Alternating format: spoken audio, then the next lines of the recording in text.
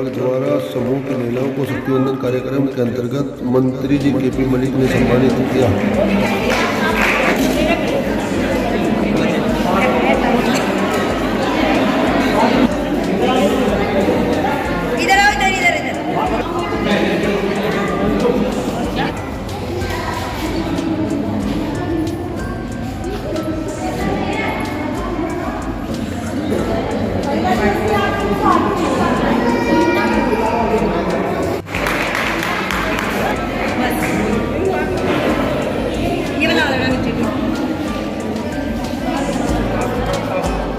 कि उन्होंने आपसे रूबरू होने का मौका दिया, आप सबको सम्मान देने का काम किया, साथ ही साथ अपने आदरणीय प्रधानमंत्री जी, आदरणीय मुख्यमंत्री जी का भी आभार व्यक्त करता हूं, धन्यवाद करता हूं कि उन्होंने नई नई योजनाओं का की शुरुआत कर अपनी बहनों को हर कदम पर सम्मान देने का काम किया।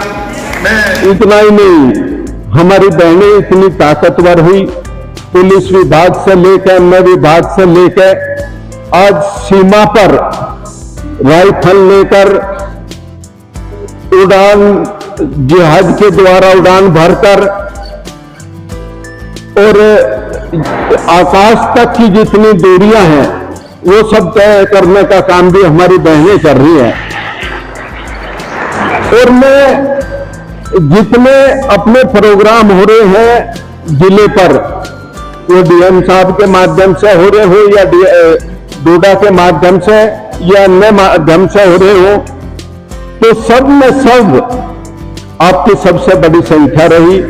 मैं प्रभारी मंत्री हूं एटा का, वहां एक महिलाओं का प्रोग्राम हुआ, मैंने आपकी प्रशंसा वहां इसलिए की और उन्होंने तो हर किसी को इतना ताकत देने का काम किया है।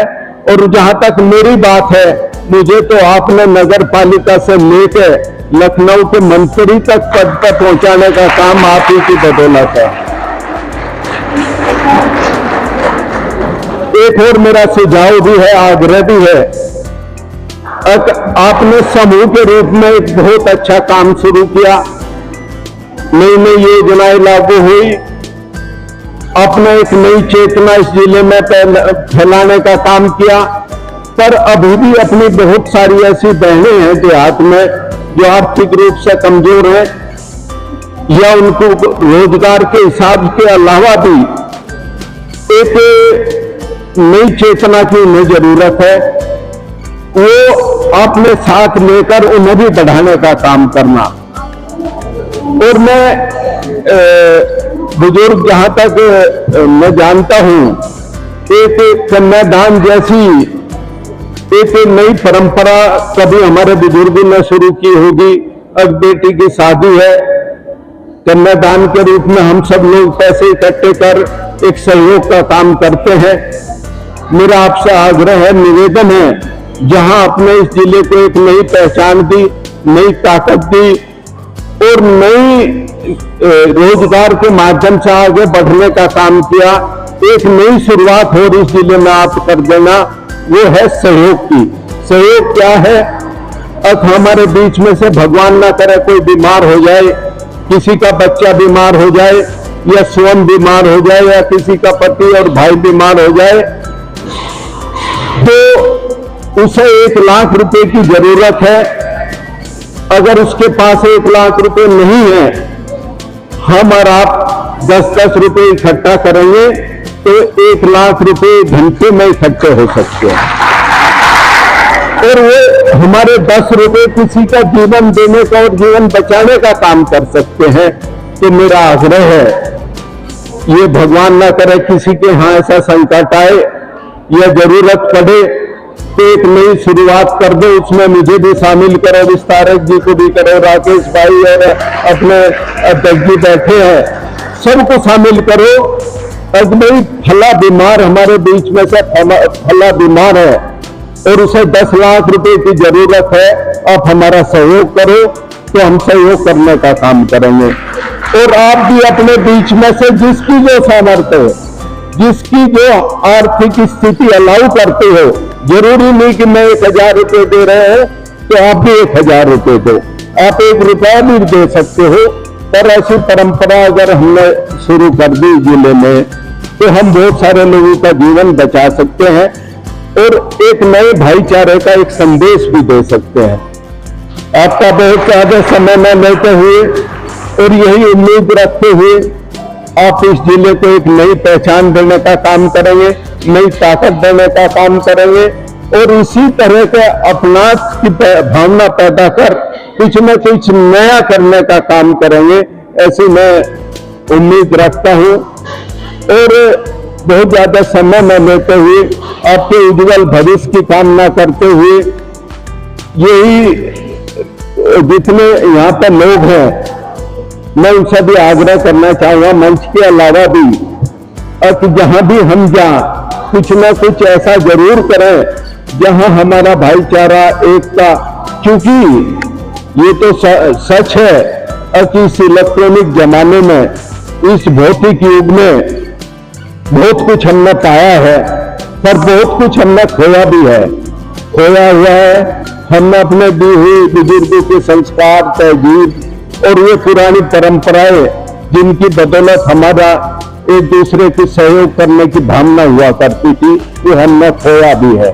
हमें से दोबारा लाना होगा, क्योंकि आप देख रहे होंगे अब पहले एक चिंता हुआ करती थी, अब बेटी की शादी करनी है, बेटे की शादी करनी है और बेटी और बेटे की शादी की चिंता खत्म, पर एक नई चिंता होने लगी। अब शादी तो कर दी, वो शादी चलेगी कि नहीं चलेगी, ये एक नई चिंता है। ये चिंता की वजह ये बनी कि हमारा आपसी भाईचारा और पुरानी दी हुई तहजीब और संस्कार खत्म होते चले गए, उनका पतन होता चला गया और हमारा भाईचारा खत्म होता चला गया। समाज की में इतनी कुरीतियां फैलने लगी, अब उनकी वजह से हमारे रिश्ते टूटने शुरू हो गए। तो मेरा आपसे आग्रह है, हम उन परंपराओं को, उन तहजीब को, उन संस्कारों को भी कायम रखें और धन्यवाद करते हुए कि आपने अपने बीच बुलाकर प्यार और सम्मान देने का काम किया। इन्हीं शब्दों के साथ जय हिंद, जय भारत। आज आप लोग यहाँ पहुँचे हैं, क्या कार्यक्रम आयोजित हुआ है? आज हमारे डूडा विभाग की तरफ से शक्ति वंदन अभियान कार्यक्रम का आयोजन किया गया है नगर निकाय बड़ौद में, जिसमें हमारी 150 स्वयं सहायता समूह की बहनों ने भागीदारी करी है और इस कार्यक्रम को सफल बनाया है। कार्यक्रम का क्या उद्देश्य है? कार्यक्रम का उद्देश्य है ज़्यादा से ज़्यादा महिलाओं को समूह से जोड़ना, उनको आत्मनिर्भर स्वावलंबी बनाना। कार्यक्रम में पहुंचे हैं बड़ो, क्या कार्यक्रम आयोजित हुआ यहाँ पर? पहले तो मैं आपके माध्यम से भी सभी बहनों को और जो आयोजक है और डूडा विभाग भी है, उन सब के पदाधिकारियों को धन्यवाद करना चाहूँगा, उनकी प्रशंसा करना चाहूँगा। उन्होंने जो अपनी बहनें हैं उन्हें सम्मान देने का काम किया, जिसने सामाजिक काम किया, समूह में काम। नारी शक्ति बंधन के तहत सभी अपनी बहनें इकट्ठी हुई, सब ने आपस में एक दूसरे के सम्मान को शेयर किया। हम सब ने उनको बाकायदा स्टेज पर बुलाकर सम्मान देने का काम किया और उनसे अपील की, जो आदरणीय प्रधानमंत्री जी और आदरणीय मुख्यमंत्री जी की जो योजनाएं हैं उन्हें और बल के साथ, तेजी के साथ और समाज में जो बुराइयां फैली हैं उन्हें दूर करते हुए भाईचारा बढ़ाने का काम करें।